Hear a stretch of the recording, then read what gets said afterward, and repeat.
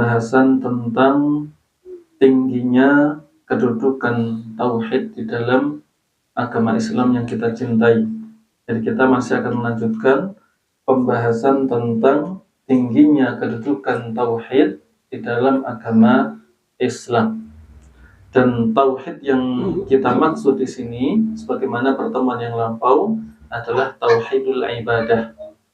Walaupun sebenarnya tauhid itu mencakup mengesahkan Allah dalam masalah perbuatannya yang kita kenal dengan tauhidul rububiyah. Tidak hafal namanya, tidak apa-apa. Tapi kemarin kita bahas tauhid itu mencakup kita meyakini Allah sebagai satu-satunya pencipta, pemilik dan pengatur alam semesta. Ini yang disebut dengan tauhidul rububiyah.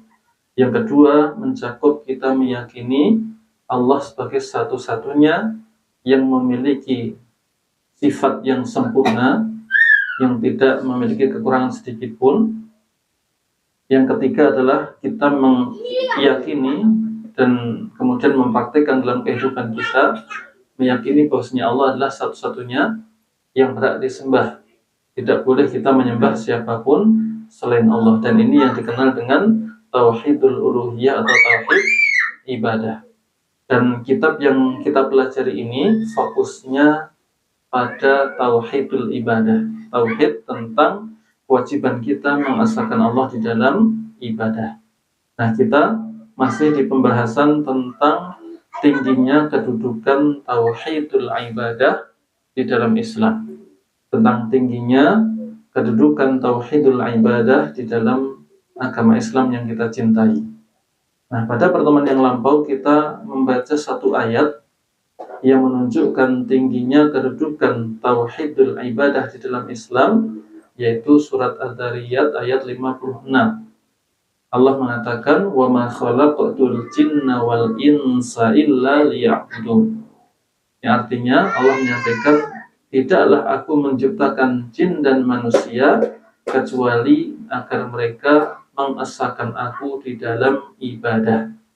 Sehingga di sini kita bisa mengambil kesimpulan bahwasanya di antara yang menunjukkan tingginya kedudukan tauhid dalam Islam adalah Allah menjadikan tauhidul ibadah sebagai tujuan inti diciptakannya jin dan manusia.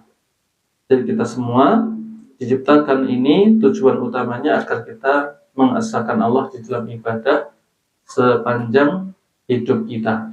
Walaupun kemarin kita sampaikan bukan berarti maksudnya sepanjang hidup kita sholat terus nggak pernah kerja, bukan.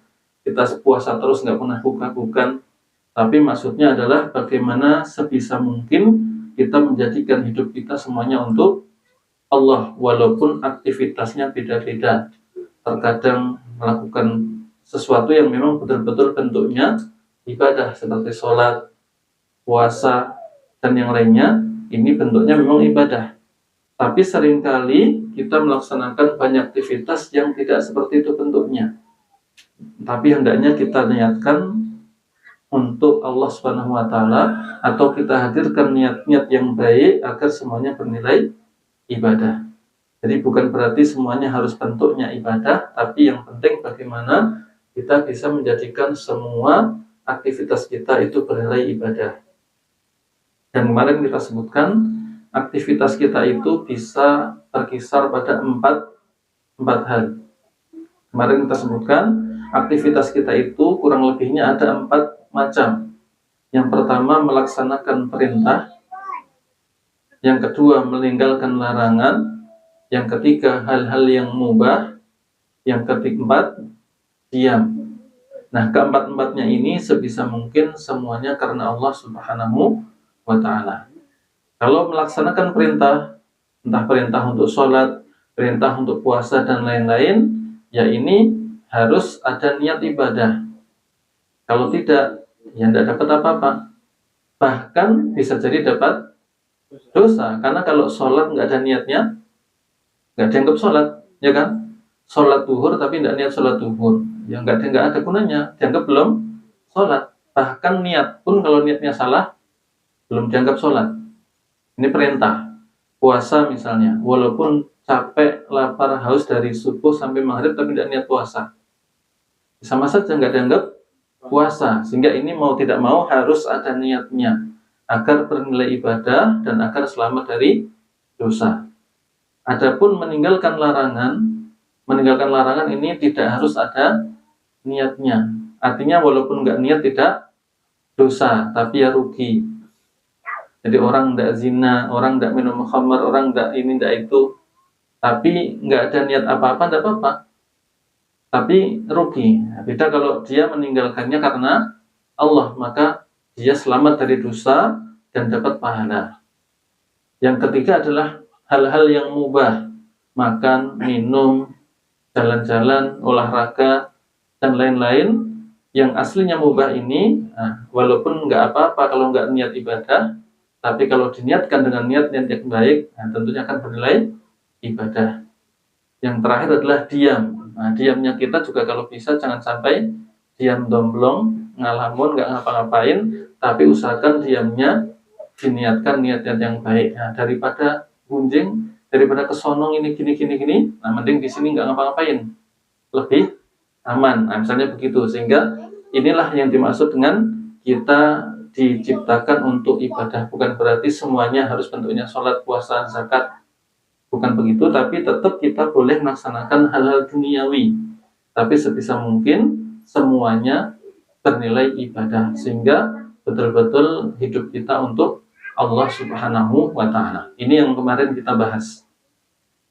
Jadi yang pertama yang menunjukkan tingginya kedudukan tauhid ibadah dalam Islam adalah Allah menjadikan tauhidul ibadah sebagai tujuan utama diciptakannya manusia dan jin. Maka ingat-ingat ini, jangan sampai lupa kita itu diciptakan untuk ini. Jangan sampai lupa, justru sibuk dengan yang lainnya, lupa dengan tujuan utamanya. Nah, dunia ini diciptakan untuk kita. Walladzi khalaqalakum ma fil ardi jami'a. Dialah Allah yang menciptakan untuk kalian apapun yang ada di dunia bumi ini. Jadi diciptakan untuk kita. Sebagai apa? Sarana agar kita bisa melaksanakan tujuan tadi. Agar kita bisa semakin melaksanakan tujuan penciptaan kita, itu bisa beribadah sebaik mungkin kepada Allah. Maka jangan lupa tujuan utama diciptakan, malah ingatnya kepada sesuatu yang diciptakan untuk kita. Ingatnya dunia, lupa sama Allah, jangan sampai. Jadi ini yang pertama yang menunjukkan tingginya kedudukan tauhidul ibadah dalam Islam, yaitu Allah menjadikan tauhidul ibadah sebagai tujuan utama diciptakannya jin dan manusia. Walaupun tidak usah kepo, jin kayak apa wudunya, tidak usah, tidak perlu, karena kita tidak tahu secara persisnya. Apalagi jin nggak kayak kita, beda penciptaannya, maka tidak usah terlalu memikirkan bagaimananya. Dan yang kedua, masyarul muslimin rahimani wa rahimakumullah, di antara yang menunjukkan betapa tingginya kedudukan tauhidul ibadah dalam Islam, penulis menyebutkan firman Allah Ta'ala dalam surat An-Nahl ayat 36. Firman Allah Ta'ala dalam surat An-Nahl ayat 36. Ayat ini juga insya Allah sudah sering kita dengar. Allah Ta'ala berfirman, وَلَقَدْ بَعَثْنَا فِي كُلِّ أُمَّةٍ رَسُولًا أَنِ اعْبُدُوا اللَّهَ وَاجْتَنِبُوا الطَّاغُوتَ. Yang artinya Allah mengatakan, dan sungguh telah kami utus kepada setiap umat, kami utus seorang rasul. Allah mengatakan, dan sungguh telah kami utus seorang rasul pada setiap umat. Tujuannya apa? Ani abudullah wajtanibut taghut. Tujuannya adalah agar para rasul tadi mengatakan kepada kaumnya, u'budullah wajtanibut taghut. Sembahlah Allah saja dan jauhilah taghut. Taghut secara global mencakup semua sesembahan selain Allah, walaupun pentolannya ada 5. Ingat kan? Terakhir di kitab yang kita bahas sebelumnya, ada 5 pentolan taghut. Yang pertama iblis, yang kedua orang yang disembah dan dia ridho, yang ketiga orang yang minta disembah walaupun belum tentu disembah, yang keempat orang yang ngaku-ngaku tahu yang gaib, yang kelima orang yang berhukum dengan selain hukum Allah. Rinciannya kemarin sudah kita bahas. Tapi intinya di sini Allah mengatakan, memberitakan kepada kita bahwasanya Allah telah mengutus seorang rasul untuk setiap umat. Dan umat di dunia ini berapa? Banyak. Sejak zaman Nabi Adam sampai Nabi Muhammad itu umat itu banyak, nggak tahu berapa ratus tahun atau berapa ribu tahun, dan itu pun di dunia juga banyak umatnya. Allah menyampaikan semua umat Allah utus pada mereka seorang rasul, minimalnya satu. Jadi ada yang lebih. Ada kan? Zaman Nabi Musa, ada Musa dan Nabi Harun sekaligus misalnya. Jadi minimalnya satu. Allah sudah mengutus seorang rasul kepada setiap umat. Dan tujuannya sama. Inti tujuannya satu, yaitu mengatakan pada kaumnya, U'budullah wajtanibut taghut. Sembahlah Allah saja dan jauhilah semua sembahan selain Allah. Jadi walaupun rasulnya banyak, umat yang didakwai juga banyak, intinya sama. Allah juga mengatakan misalnya dalam ayat yang lain, surat Al-Anbiya ayat 25, isinya mirip walaupun redaksinya beda. Allah mengatakan, wa ma arsalna min qablika mir rasulin illa nuhi ilaihi annahu la ilaha illa ana fa'budun. Kata Allah kepada Rasul kita sallallahu alaihi wasallam, wahai Rasul, tidaklah kami utus seorang Rasul pun sebelummu, jadi semua Rasul sebelum Rasul kita, illa nuhi ilaihi, kecuali kami wahyukan kepadanya, annahu la ilaha illa ana. Kata Allah, kami wahyukan pada setiap Rasul bahwasanya tidak ada sembahan yang benar kecuali aku, kata Allah. Fa'budun, maka sembahlah aku saja. Persis. Jadi inti misi utama para Rasul adalah untuk ini. Sehingga kita simpulkan dari sini, poin yang kedua yang menunjukkan tingginya kedudukan tauhidul ibadah dalam Islam, Allah menjadikan misi utama, tujuan utama para Rasul diutus yaitu untuk mengajak umatnya melaksanakan tauhid ibadah. Jadi manusia dan jin diciptakan untuk tauhid ibadah, lalu Allah mengutus para Rasul untuk mengingatkan mereka, mengajak mereka untuk melaksanakan tujuan penciptaan tersebut. Jadi di sini dapat kita pahami ada poin penting yang menunjukkan tingginya kedudukan tauhidul ibadah dalam Islam, yaitu Allah menjadikan misi utama para Rasul sama, yaitu untuk mengajak mereka melaksanakan tauhidul ibadah, menjadikan Allah sebagai satu-satunya tujuan ibadah dan meninggalkan semua sesembahan selain Allah. Jadi intinya sama, walaupun bentuk ibadahnya bisa beda-beda. Itulah yang dinamakan dengan syariat. Cara sholatnya, cara puasanya mungkin beda. Bisa jadi ada, bisa jadi tidak. Bisa jadi kalau ada, bisa jadi bentuknya beda. Tapi intinya sama. Semua itu dalam rangka untuk mengesahkan Allah dalam ibadah. Jadi ini penting, harus kita ingat-ingat. Semua agama samawiyah, semua agama yang Allah turunkan melalui para anbiya dan para rasul, itu intinya sama, yaitu mengajak umatnya untuk hanya beribadah kepada Allah saja dan tidak menyekutukan dengan siapapun selain Allah. Hati-hati, sebagian orang ada yang seolah-olah ingin mengaburkan masalah ini, kemudian menyampaikan bahwasanya semua agama itu baik. Kenapa? Karena semuanya mengajarkan kejujuran, akhlak yang baik. Seolah-olah ini persamaan antara semua agama. Lalu malah seolah-olah mengesampingkan masalah tauhid. Padahal Allah memberitakan tujuan utama semua Rasul itu justru mengajak kepada tauhid ibadah. Ya walaupun pasti insya Allah Ta'ala semua agama samawiyah itu juga mengajarkan jujur. Karena jujur itu kapanpun pasti baik. Ya enggak? Semua orang pasti kalau ditanya lebih senang orang jujur daripada yang dusta. Pasti akan mengatakan jujur itu baik, dusta itu buruk. Maka yang seperti ini insya Allah di semua agama samawiyah ada. Tapi intinya bukan ini. Ini yang harus kita ingat-ingat. Inti tujuan utama Rasul diutus untuk mengajak manusia hanya ibadah kepada Allah Subhanahu wa Ta'ala. Jadi kalau kita lupa ini, terpengaruh dengan ucapan sebagian orang yang seperti itu, nanti seolah-olah, lah yang penting kan orangnya jujur, yang penting nggak dusta, yang penting amanah, walaupun nggak nyembah Allah nggak apa-apa. Nah, gitu. Seolah-olah nanti begitu ujungnya, ya kan? Padahal enggak.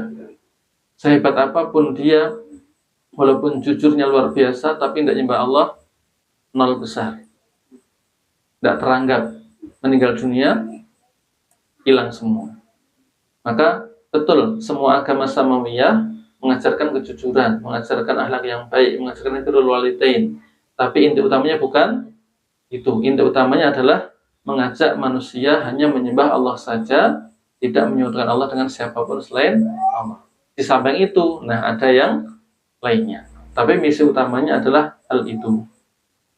Nah, di sini Allah menyebutkan dengan redaksi umum.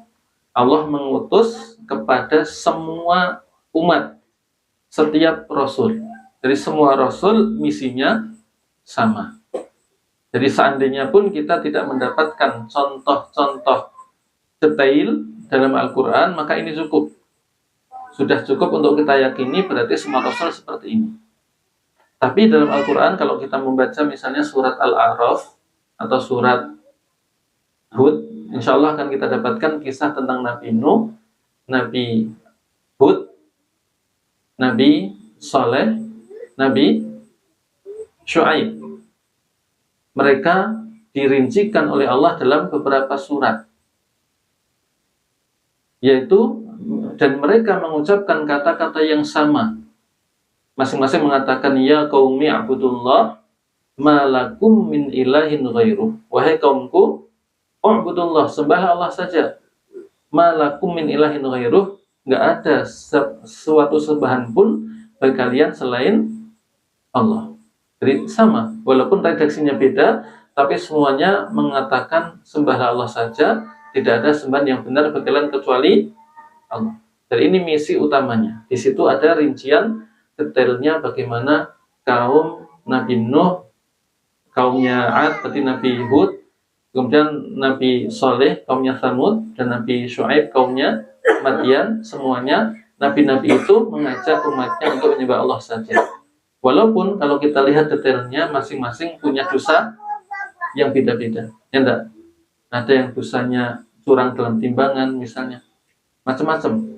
Ada yang dosanya ini, itu semuanya beda-beda dosanya. Tapi walaupun demikian, sebelumnya mereka semuanya mengingatkan tentang tauhid. Apalagi kalau kita lihat kisahnya siapa? Nabi Yusuf. Nabi Yusuf itu sempat dipenjara bertahun-tahun gara-gara kegantengannya.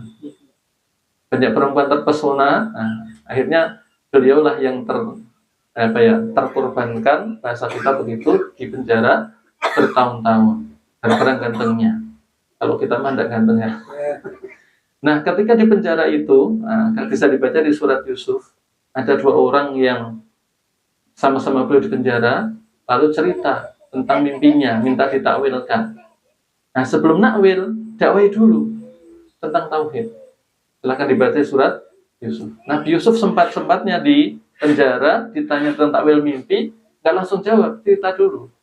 Bukan cerita, ngajak tauhid dulu, ngajak tentang tauhid ibadah. Setelah itu baru nakwilkan mimpinya. Seperti itu.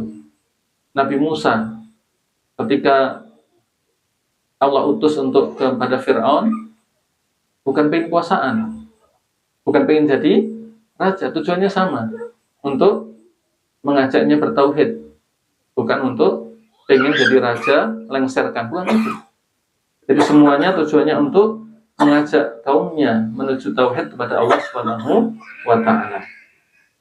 Baik, sebelum kita lanjutkan, kalau kita membaca kisah para nabi, terutama yang Allah sebutkan Nabi Nuh, Nabi Hud, Nabi Saleh misalnya, mungkin orang yang kurang beradab, hati-hati ya. Orang yang kurang beradab kalau membaca kisah para nabi itu mungkin suudzon, entah pada Allah, entah pada Rasulnya. Terutama Nabi Nuh misalnya. Karena Nabi Nuh itu kalau kita baca dalam surat Nuh, di ayat-ayat terakhir, mendoakan apa? Kebinasaan bagi kaumnya. Ya kan? Wa qala Nuh rabbi la tadhar 'alal ardi minal kafirina. Ya Allah, jangan tinggalkan di bumi ini seorang kafir pun. Sudah minta dihancurkan semua.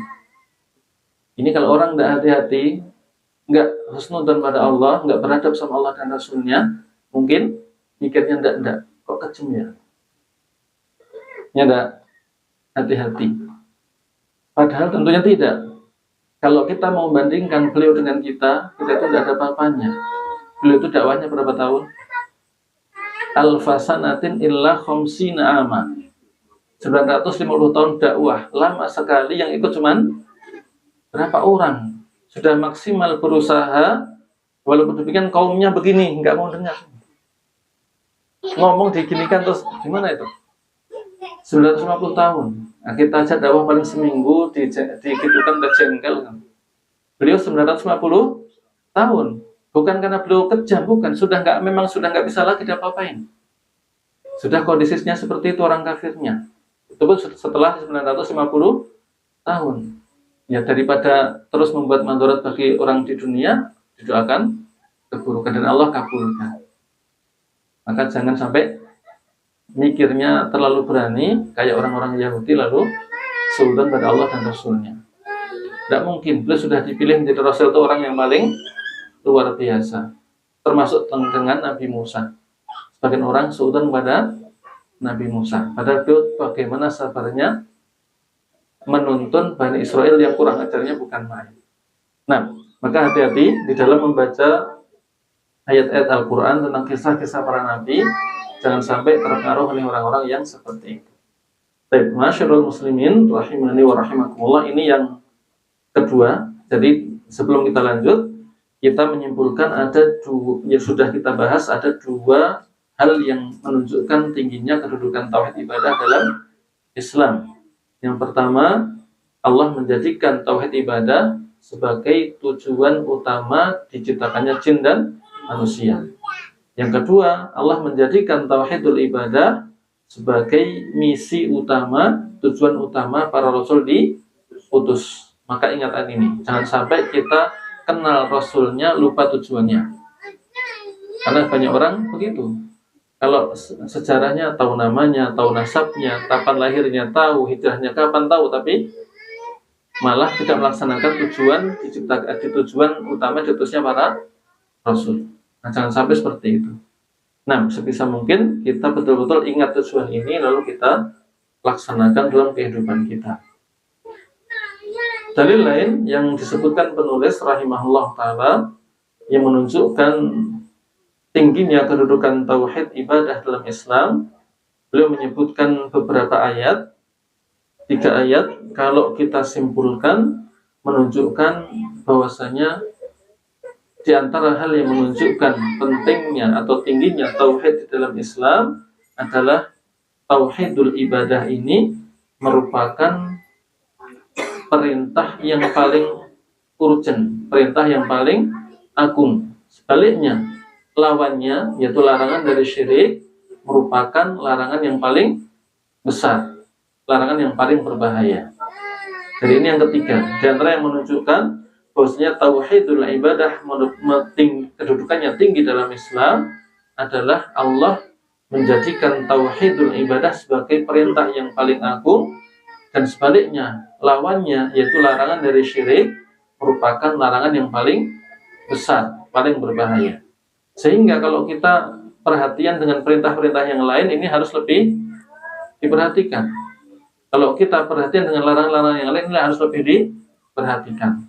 Nah, di antara dalilnya yang disebutkan oleh penulis rahimahullah ta'ala adalah firman Allah ta'ala dalam surat Al-Isra ayat 23 dan seterusnya. Surat Al-Isra ayat 23 dan seterusnya. Allah mengatakan, wa qadha rabbuka alla ta'budu illa iyyah wa bil walidaini ihsana. Allah menyampaikan, dan penciptamu telah menetapkan, telah memerintahkan bahwasanya kalian tidak boleh menyembah atau jangan menyembah kecuali kepada Dia. Jadi Allah menyebutkan di sini bahwasanya Allah telah menetapkan, memerintahkan bahwasanya tidak boleh ibadah kecuali kepada Allah. Wabil walidaini ihsana, dan hendaknya kalian berbuat ihsan, berbuat baik kepada orang tua. Nah, setelah itu Allah sebutkan larangan membunuh anak, larangan berzina, larangan membunuh orang tanpa alasan dibenarkan, larangan mubadzir, larangan sombong, dan seterusnya. Banyak dosa disebutkan, tapi yang paling pertama kali disebutkan adalah tauhid. Jadi ini pendalilannya. Jadi beliau menyebutkan banyak perintah ataupun larangan, tapi yang paling pertama, wa qadha rabbuka alla ta'budu illa iyyah. Janganlah kalian menyembah kecuali hanya kepada Allah. Walaupun perintahnya banyak, larangannya banyak. Dan Allah menyebutkan bahwasanya semuanya keburukan, tapi Allah sebutkan pertama kali adalah tentang tauhidul ibadah. Maka ini menunjukkan betapa tingginya tauhidul ibadah dalam Islam. Dan di saat yang sama, walaupun agak keluar dari tema, ketika Allah menyebutkan wabil walidaini ihsana, menyebutkan perintah berbuat baik pada orang tua sebagai nomor 2, ini menunjukkan tingginya kedudukan orang tua, tingginya kedudukan berbakti kepada orang tua. Nah, karena Allah sandingkan dengan perintah yang paling agung, nomor 2 sebelum yang lainnya. Wabil walidaini ihsana imma yablughanna 'indakal kibara ahaduhuma aw kilahuma fala taqul lahumā uffin. Allah sebutkan kalau salah satu atau kedua orang tuamu berada di sisimu ketika sudah sepuh. Nah, ini ada indikasi anjuran untuk bisa membersamai orang tua kalau sudah sepuh. Tapi banyak manusia justru enggak. Ya enggak? Padahal Allah menyebutkan seolah-olah Allah memotivasi kalau sudah sepuh, usahakan orang tuamu di sisimu. Tapi betapa banyak orang pengennya malah tidak bareng orang tua. Kalau anaknya masih kecil, walaupun 10, ibu itu semuanya diayomi. Kalau anaknya 10, mungkin rebutan biar nggak sama. Biar sama antum aja. Ya enggak? Itu bedanya orang tua dan anak. Orang tua itu anaknya banyak, semuanya diayomi sebisa mungkin. Kalau anak sudah dewasa, 10, merawat 1 saja belum tentu bisa. Ya enggak? Begitu pula orang tua itu, ini hanya untuk mengingatkan biar kita itu bakti sama orang tua, apalagi ibu. Ibu itu ketika nyebokin anaknya, pengen anaknya besar enggak? Pengen. Walaupun ya mencebok itu ada kotoran yang enggak menyenangkan, tapi pengennya anaknya terus dewasa, dirindukan bagaimana dewasanya. Kalau anak, ketika orang tuanya qadarullah perlu dicebokin, yang dipikirkan bisa saja diberikan kapan selesainya. Ya enggak? Beda, padahal orang tua itu kapan gedenya biar pengen lihat. Tapi kalau anak, orang tua yang sudah sepuh, perlu dilatih kapan selesainya, pengen segera selesai. Maka ingat, kita nggak akan pernah bisa membalas orang tua, maka sangat layak untuk disandingkan oleh Allah menjadi kedudukan yang kedua. Tapi di sini Allah mengatakan fala taqul lahumā uffin. Mengatakan atau sekedar menunjukkan ketidakridhaan kita dengan beliau saja tidak boleh. Apalagi lebih dari itu. Apalagi sudah sepuh. Dan biasanya kalau sudah sepuh itu ya kadang-kadang tingkah lakunya kembali seperti anak-anak. Ya sulit memang, tapi ingat-ingatlah bagaimana mereka telah mendidik kita sejak kecil. Makanya Allah pun mengajari kita doa kama rabbayani shaghir. Diingatkan sebagaimana mereka sudah merawat kami atau aku sejak kecil, agar kita juga siap untuk merawat mereka ketika sudah sepuh. Nah, baik. Tapi yang menjadi pembahasan kita adalah Allah menyebutkan tauhidul ibadah pertama kali sebelum menyebutkan banyak larangan ataupun banyak perintah. Berarti yang paling urgent, paling utama adalah tauhidul ibadah. Dan karena Allah menyebutkan berbakti pada orang tua, setelah itu menunjukkan tingginya kedudukan berbakti kepada orang tua. Maka jangan sia-siakan orang tua yang masih bersama kita.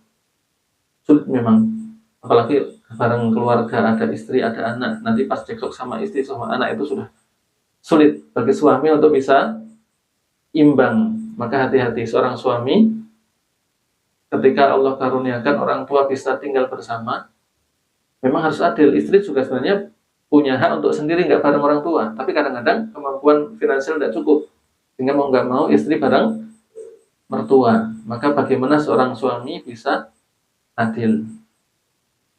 Ya sulit memang, tapi harus pintar-pintar, jangan sampai menunjukkan kecondongan pada istri ketika ada ibu. Sebaliknya, jangan menunjukkan kecondongan pada ibu ketika ada istri, karena dua-duanya akan saling ketunggal. Nah, gimana caranya biar pas ada dua-duanya melihat adil? Tapi kalau pas sendiri ya tunjukkan cinta pada istri, pas ada ibu tak dengan istri sama ibu. Tapi kalau pas dua-duanya ada, jangan sampai terlihat memihak pada salah satunya. Sulit memang, tapi kita harus sama-sama belajar bagaimana sikap baik kepada orang tua dan juga kepada istrinya. Baik. Dari ini dalil yang disebutkan penulis yang menunjukkan tauhid adalah perintah yang paling agung, sehingga menunjukkan tingginya kedudukan tauhidul ibadah di dalam Islam. Mirip dengan itu, ma'asyiral muslimin rahimani wa rahimakumullah, adalah yang Allah sebutkan di dalam surat An-Nisa ayat 36. Surat An-Nisa ayat 36. Kalau tadi Allah menyebutkan di surat Al-Isra ada perintah tauhid, perintah berbakti pada orang tua, ada larangan membunuh anak karena takut miskin, ada larangan berzina, ada larangan membunuh, ada larangan macam-macam banyak di sana. Kalau di sini Allah mengatakan wa'budullaha wa la tusyriku bihi syai'a. Hendaknya kalian hanya menyembah Allah dan janganlah kalian berbuat syirik sedikit pun. Wabil walidain ihsana, sama Allah mengulang kembali menyebutkan berbuat baik kepada orang tua, digandeng terus. Kemudian setelah itu menyebutkan hak-hak 8 manusia, ada kerabat dekat, ada kerabat jauh, ada teman sejawat dan yang lainnya, disebut ada tetangga dan sebagainya. Jadi di ayat ini Allah menyebutkan 10 hak. Yang pertama hak Allah, yang 9 hak manusia. Dan Allah menyebutkan 10 hak dalam surat An-Nisa ayat 36 ini, menyebutkan 10 hak. Allah sebutkan hak Allah nomor 1. Menunjukkan berarti tauhidullah adalah perintah yang paling agung, dan sebaliknya larangan untuk berbuat syirik merupakan larangan yang paling agung. Setelah itu baru berbuat baik kepada orang tua. Maka ya kita harus kita ingat-ingat, jangan sampai kalau kepada sesama manusia baiknya luar biasa, kepada Allah nol besar. Karena sesungguhnya akhlak baik itu mencakup 2. Ada akhlak kepada sesama, ada akhlak kepada Allah Subhanahu wa taala. Nah, jangan sampai kita kepada manusia akhlaknya baik, pada Allah akhlaknya hancur. Jangan sampai. Harusnya dua-duanya. Karena Allah memang dan Rasulnya mengajari dua-duanya. Akhlak baik pada Allah ya diantaranya dengan mentaati perintahnya, menjauhi larangannya, dan yang terpenting tauhid tadi. Nah, adapun akhlak pada sesama, hanya pernah saya sampaikan, intinya ada 3. Yang pertama adalah badlun nada, mencurahkan kedermawanan dengan apapun bentuknya. Yang penting dermawan, entah dengan harta, dengan tenaga, dengan ilmu, itu namanya dermawan. Yang kedua, tidak mengganggu, kaful ada, nggak ganggu sesama manusia dengan apapun, dengan lisan, dengan tangan, dengan anggota badan, dengan mimik muka, dengan apapun, nggak ganggu. Ini juga akhlak yang baik. Yang kedua. Yang ketiga adalah tolaqatul wajh, berwajah berseri-seri ketika ketemu orang lain. Ini 3 inti utama akhlak baik kepada sesama. Kalaupun kita tidak hafal dalil-dalil, ingat 3 ini, selalu jadi orang yang akhlaknya baik kepada sesama. Dermawan kepada orang lain dengan yang dia mampu, nggak ganggu dengan apapun, dan selalu berwajah berseri-seri. Tapi ini untuk sesama manusia. Jangan lupa di sana ada akhlak baik kepada Allah, yaitu kurang lebihnya yang pertama membenarkan semua perintahnya, membenarkan semua beritanya. Yang kedua melaksanakan perintahnya, menjauhi larangannya. Yang ketiga menerima takdir yang tidak menyenangkan dengan sabar, apalagi bisa ridho. Maka ini adalah akhlak yang baik kepada Allah Subhanahu wa taala. Dan kembali ke pembahasan kita, di sini penulis menyebutkan beberapa dalil yang menunjukkan bahwasanya tauhidul ibadah merupakan perintah yang paling agung, sehingga menunjukkan tingginya kedudukan tauhidul ibadah dalam Islam. Sebaliknya, larangan berbuat syirik merupakan yang lawannya tauhid tadi, merupakan larangan terbesar. Maka ingat-ingat, tidak boleh kita menyepelekan masalah ini. Karena banyak orang, ya kalau masalah mengganggu orang itu, kalau ada orang mukul orang lain, tahu itu buruk, marah, ya kan? Apalagi ada orang berzina, marah. Ada orang membunuh, marah. Tapi ada orang berbuat syirik, mungkin biasa saja. Entah karena tidak tahu ilmunya, entah karena kurang sadar, tapi kenyataannya banyak orang seperti itu. Bahkan ada orang nggak sholat juga, biasa. Padahal sholat itu rukun Islam nomor 2. Itu berarti akhlaknya buruk sekali pada Allah. Disuruh sholat aja tidak mau. Padahal cuma 5, bukan 50. Tadinya Allah memerintahkan 50 kan? Diringankan jadi 5 saja, tapi pahalanya tetap 50, masih tidak mau. Itu kan akhlaknya jelek sekali pada Allah Subhanahu wa taala. Nah, baik, masyarul muslimin rahimani wa rahimakumullah. Dalil yang lain yang menunjukkan bahwasanya tauhid merupakan perkara penting dalam Islam, dan sebaliknya syirik merupakan larangan paling besar dalam Islam, adalah firman Allah Ta'ala dalam surat Al-An'am ayat 151-153. Beda redaksinya, tapi inti pendalilannya sama, yaitu sama-sama disebutkan di situ banyak masalah. Paling pertama, tauhid.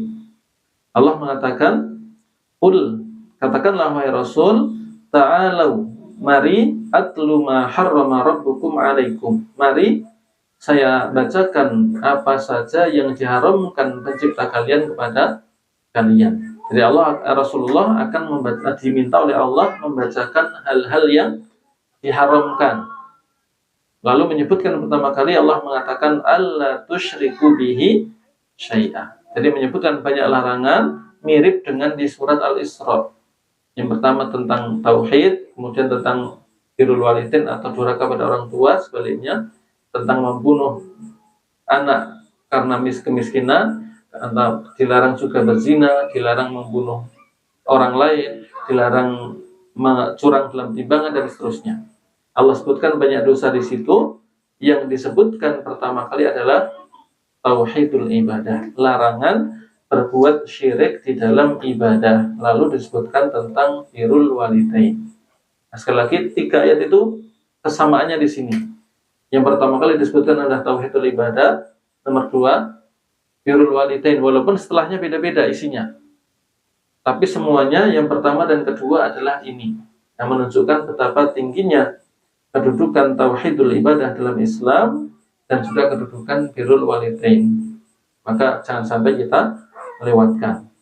Nah, baik, masyarul muslimin rahimani wa rahimakumullah. Jadi sebelum kita lanjut, ada 3 hal yang kita sampaikan yang menunjukkan tingginya kedudukan tauhid ibadah dalam Islam. Yang pertama, Allah menciptakan jin dan manusia untuk hal itu.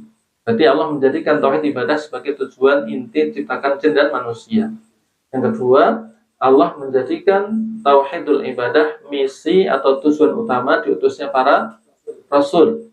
Yang ketiga, Allah menjadikan tauhidul ibadah sebagai perkara paling agung, perintah paling utama, sehingga tidak pantas kita remehkan. Dalil lain yang disebutkan penulis yang menunjukkan tingginya kedudukan tauhid dalam Islam adalah yang ucapan sahabat yang mulia Abdullah bin Mas'ud radhiyallahu anhu. Nah, ucapan sahabat yang mulia Abdullah bin Mas'ud radhiyallahu anhu dalam sebuah athar yang sahih insyaallah taala, Abdullah bin Mas'ud radhiyallahu anhu beliau mengatakan, "Man arada an yanzura ila wasiyati Muhammadin sallallahu alaihi wasallam allati 'alaiha khatamuhu." Beliau mengatakan, barang siapa ingin melihat wasiat Nabi kita sallallahu alaihi wasallam yang distempel oleh beliau. Jadi sahabat yang mulia ini mengatakan, barang siapa ingin melihat wasiat Nabi kita Shallallahu Alaihi Wasallam yang ada stempelnya, walaupun kenyataannya tidak ada itu. Maksudnya Nabi kita nggak mewasiatkan sesuatu, nggak nyetempel sesuatu, tapi ucapan sahabat yang mulai ini menunjukkan seandainya Nabi ingin dugaanku ini. Jadi seandainya Nabi ingin berwasiat, ditulis dalam sebuah tulisan, maka dugaan Abdullah bin Mas'ud wasiatnya apa? Ya akan disebutkan ini. Apa itu? Falyaqra qaulahu ta'ala qul ta'alu atlu ma harrama rabbukum 'alaikum alla tusyriku bihi syai'an. Yang baru saja kita baca. Jadi Abdullah bin Mas'ud radhiyallahu anhu menyampaikan barang siapa ingin melihat wasiat Nabi kita sallallahu alaihi wasallam yang distempel, maka silahkan baca firman Allah Ta'ala dalam surat Al-Isra ayat 151 sampai 153 yang tadi isinya pertama larangan berbuat syirik, larangan durhaka kepada orang tua, membunuh anak karena miskin, dan seterusnya. Dari ini yang disampaikan sahabat yang mulia Abdullah bin Mas'ud yang diduga akan menjadi wasiat Nabi seandainya beliau berwasiat. Dan orang kalau berwasiat itu kan ketika mau meninggal. Ini menunjukkan itu pasti penting. Karena orang kalau mau meninggal berwasiat itu menunjukkan isinya sangat penting. Karena itu yang dia ingat, bukan yang lain. Sehingga ini menunjukkan betul-betul perkara penting bagi Nabi kita dan bagi para sahabat. Sampai diduga inilah wasiat kalau Nabi ingin berwasiat. Walaupun Nabi tidak berwasiat secara tertulis. Begitu. Nah, baik. Kemudian yang terakhir yang disebutkan oleh penulis yang menjadi dalil tentang tingginya kedudukan tauhidul ibadah dalam Islam, penulis menyampaikan sebuah hadis yang sahih riwayat Imam Bukhari dan Muslim rahimahullah taala dari sahabat yang mulia Mu'adz bin Jabal radhiyallahu anhu. Beliau bercerita, kuntu radifan Nabi sallallahu alaihi wasallam ala himar. Kata Mu'adz bin Jabal, dulu aku pernah bonceng. Bonceng itu di belakangnya, bukan bonceng ke. Ya. Kuntu radifan Nabi, saya pernah bonceng Nabi. Jadi Nabi yang di depan, Mu'adz yang di belakang. Ala himarin, di atas keledai. Jadi dua-duanya Nabi dan Mu'adz naik keledai bareng-bareng. Berarti boleh boncengan. Walaupun hewannya keledai kan kecil ya. Dengan catatan keledainya kuat. Nah, kalau nggak kuat ya nggak boleh tetap. Karena nyiksa hewannya. Kalau motor kan bukan makhluk hidup ya, terserah antum, tapi rusak jangan menggerusulah kan gitu. Ya kan? Nah, tapi ya bisa merusak motornya kalau nggak kuat. Ya, tetap harus diperhatikan. Nah, dari Mu'adz bin Jabal cerita, dulu saya pernah bonceng Nabi Shallallahu Alaihi Wasallam di atas keledai. Ini juga menunjukkan Nabi itu orangnya tawadhu, mau nunggang hewan yang itu mungkin diremehkan orang. Keledai itu kan hewan tunggangan yang orang miskin-miskin berarti gitu. Nah, kalau antum nggak tahu, mau nggak naik motor yang sudah utuk-utuk gitu. Jadi walaupun orang kaya, kadang-kadang nggak apa-apa naik motor yang biasa untuk melatih dirinya biar tawadhu. Kalau terbiasa mewah terus itu nanti lihat orang itu udah gimana gitu. Padahal tidak apa-apa kan naik motor yang biasa. Nah, kadang-kadang makanya sesekali tidak apa-apa atau beberapa kali naik yang biasa atau jalan kaki biar terjaga tawaduknya. Jangan sampai gara-gara sudah kaya nanti nggak sadar sudah terjangkiti penyakit yang tidak baik. Nah, kemudian Mu'adz bercerita radhiyallahu anhu, faqala li, maka Rasulullah kemudian berkata kepadaku, ya Mu'adz, wahai Mu'adz, atadri ma haqqullahi 'alal 'ibad wa ma haqqul 'ibadi 'ala Allah.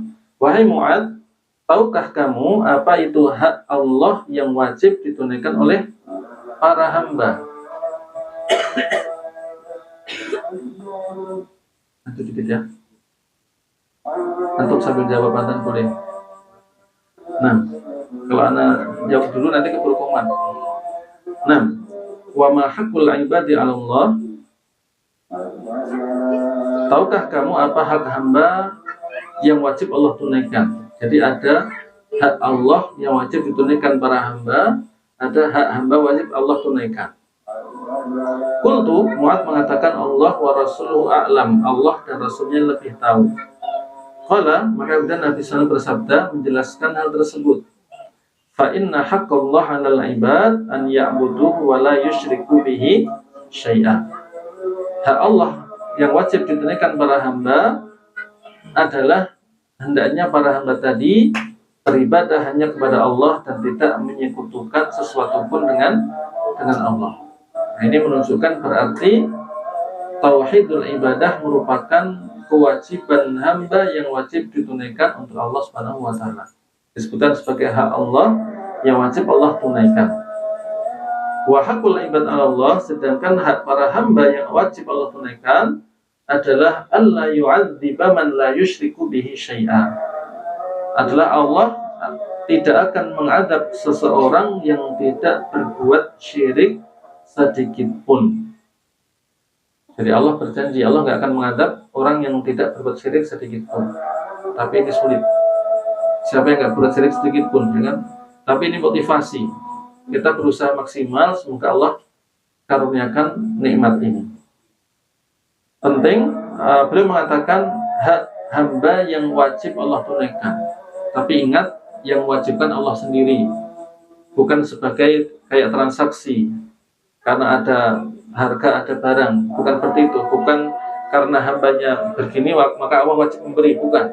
Tapi Allah lah yang mewajibkan diri sendiri untuk memberi. Aslinya dia nggak nyambung, bukan nggak nyambung, ya nggak level.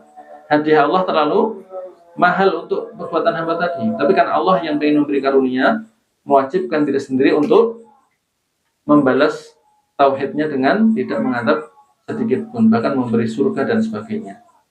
Jadi bukan karena hamba tadi yang mewajibkan sesuatu pada Allah, tapi Allah mewajibkan diri sendiri. Nah, fakultu ya Rasulullah, wahai Rasulullah, afala ubashirun nas, bolehkah saya memberikan kabar gembira kepada orang-orang? Rasul mengatakan la tubashirhum fayattaqilu. Jangan, wahai Mu'adz, jangan engkau kabarkan pada mereka, jangan beri kabar gembira dengan hal ini, fayattaqilu, nantinya khawatir mereka justru nyandar, gampang bersandar kepada keutamaan ini. Kan kalau berbuat tauhid nggak dihukum. Nah, akhirnya malah berbuat susah sana sini, merasa sudah ahli tauhid. Nah, sehingga beliau melarangnya. Tapi kemudian setelah ketika mau meninggal, Mu'adz menceritakan hadis ini karena takut termasuk dalam menyembunyikan ilmu. Tapi ya di awalnya tidak boleh. Artinya boleh menyembunyikan ilmu terlebih dahulu karena ada maslahatnya. Tapi ketika mau meninggal, beliau menyampaikan. Nah, intinya di sini hadis ini menunjukkan berarti tauhidul ibadah merupakan hak yang wajib ditunaikan oleh para hamba kepada Allah Subhanahu wa taala. Ini juga menunjukkan tingginya kedudukan tauhidul ibadah, apalagi balasannya kalau betul-betul mempraktekkan tauhid ibadah tidak diadab sedikit pun. Nah, saya cukup ini. Tadi apa Mas? Pertanyaan? Tulisan. Anak baca.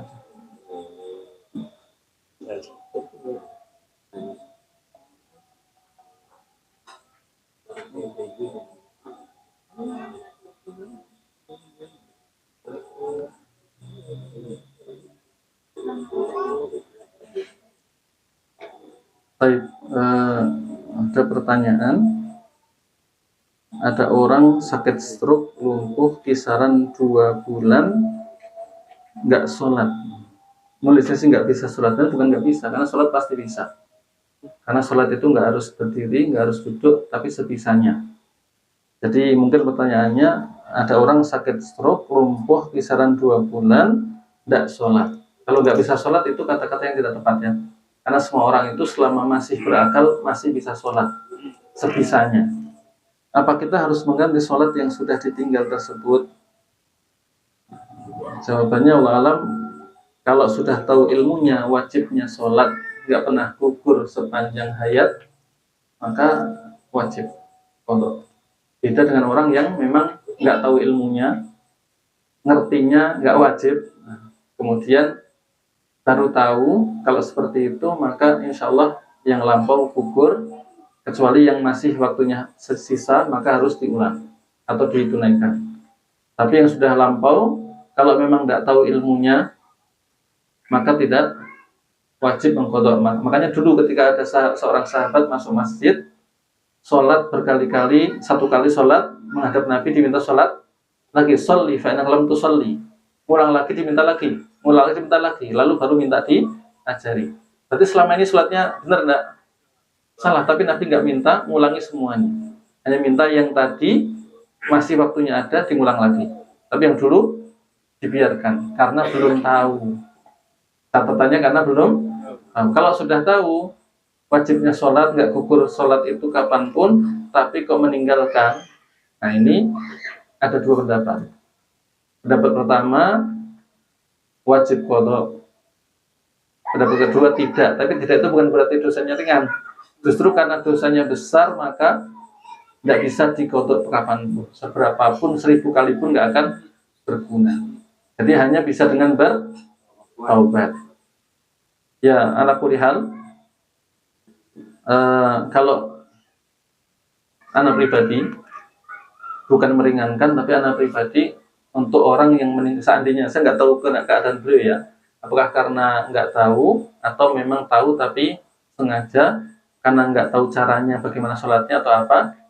Ya, ala kulli hal, kalau anak pribadi seandainya pun sengaja, maka ya tidak wajib qadha tapi harus bertobat. Sekali lagi, nggak qadha itu bukan karena ringan dosanya, justru karena dosanya besar nggak bisa diganti dengan qadha berapapun. Tapi yang Anda tahu, kalau mazhab yang berkembang di masyarakat kita wajib qadha.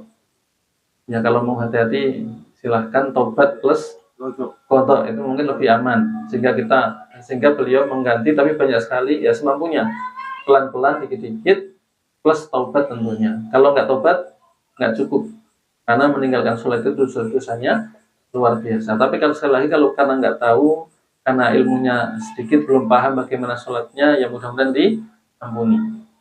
Karena mungkin ada unsur ketidaktahuan, kurangnya ilmu, bukan karena sengaja ingin meninggalkan. Yang penting adalah bertobat setobat nasuha, mohon ampunan kepada Allah, kemudian belajar bagaimana cara sholat orang yang sakit, agar kalau kondisinya masih seperti itu, maka bisa sholat.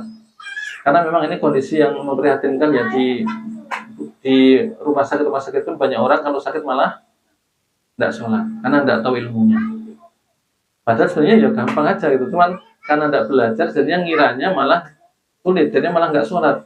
Akhirnya, naudzubillah, harusnya kalau mau meninggal sholatnya rajin, malah tidak sholat. Maka sekali lagi, yang paling penting adalah taubat nasuha kepada Allah Subhanahu wa Ta'ala. Mohon ampun atas kekurangan yang ada. Kalau anak pribadi cenderung kepada yang tidak qadha kalau itu sengaja, tapi bukan karena dosanya ringan, justru karena dosanya besar sehingga nggak cukup dengan qadha, tapi harus taubat nasuha. Kemudian jangan lupa, paling penting juga mempelajari tentang bagaimana sholat orang yang sakit, agar walaupun kondisi sakit bisa sholat. Karena sekali lagi, sholat itu kewajiban yang tidak bisa gugur kecuali kalau sudah meninggal. Jadi selama masih punya akal hidup, itu masih wajib sholat sebisanya. Tapi kalau sudah hilang akalnya, berarti orang gila ya tidak wajib. Atau meninggal ya nggak wajib. Tapi yang wajib adalah orang yang hidup untuk menyolatkan. Maka sekali lagi, wallahu alam, yang paling penting adalah taubat nasuha, mohon maaf kepada Allah Subhanahu wa Ta'ala, kemudian mempelajari bagaimana tata cara sholat orang yang sakit, agar kesalahan yang sudah terlanjur dilakukan kemarin tidak terulang. Wallahu alam bishawab. Jazakumullahu khairan. Wassalamualaikum Muhammad wa ala alihi wa sahbihi wasallam. Assalamualaikum warahmatullahi wabarakatuh.